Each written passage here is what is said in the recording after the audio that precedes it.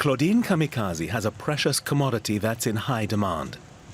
She runs a mobile solar kiosk at the central bus station in the Rwandan capital, Kigali. Many of the phone users alighting here have been on the road and offline for hours. Claudine's kiosk enables them to charge up their phones or surf the net, courtesy of solar power. Business is good. I chose this because it's something new.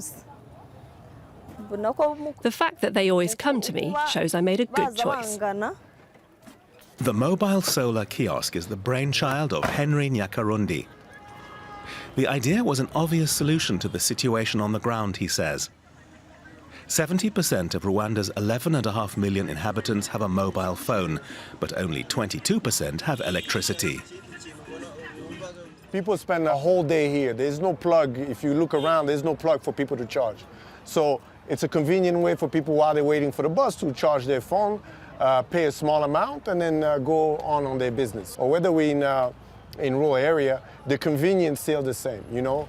People don't have time to carry their charger with them, to go to a store and having to ask somebody. Now they can do that. It's been 4 years since Nyakarundi built the very first mobile solar kiosk with the assistance of a German company. There are now 40 spread across Rwanda, each one managed by independent operators like Claudine. A portion of their earnings goes to the inventor. For him, what began as a simple idea has evolved into far more than just a business model. The social impact, it's very key of our business. That's what we focus on. So we're mostly looking for women, people with disability that don't have any jobs, no other opportunity, but wants to work. And it's also bring a certain, I wouldn't say pride, but self-esteem.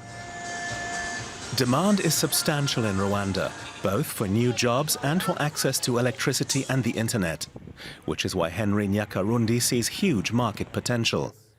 By the end of this year, he plans to expand his pool of kiosks from 40 to between 600 and 800. He also wants to take his invaluable experience from Rwanda and introduce the successful micro-franchising model to neighboring Uganda, where the majority of the kiosk components are made. So it's not just creating jobs through micro-entrepreneurship, but it's building this ecosystem that will support them through that business. So we transport the kiosk to the location for them, which is included on the fee. We give them support on the uniform they wear. They have an app where they sell services.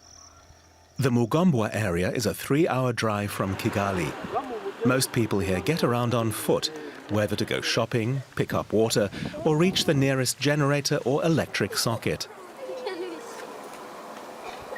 Emmanuel Gakindi set up business with a solar kiosk 3 years ago. It's the original edition with no internet access. But people still come flocking wherever he shows up. Now I also have a paid assistant, and I can cover all my expenses from the phone charging business. He's even added a second kiosk. He'd also like to provide internet access to his customers, which would require one of the new kiosks.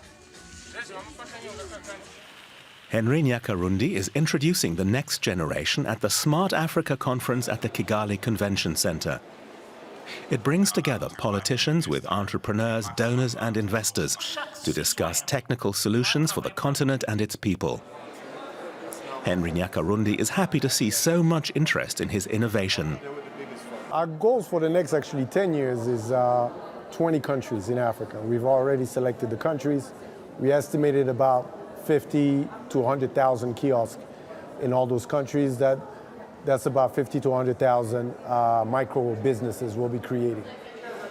A mobile solar kiosk currently costs more than $2,000. Henry plans to maximize the number of components made in Africa, lowering the price and creating even more jobs. We can do survey on our Wi-Fi network. Claudine, the kiosk operator from the bus station, has finished work for the day.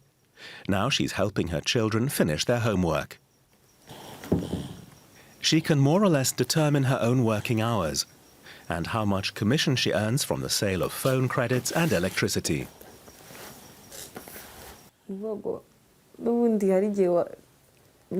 I can't afford to stay at home with my kids. I need to have an income. And the job helps me to make ends meet. It's made things a lot easier. She earns around $100 a month from the kiosk, which in Rwanda amounts to double the average income.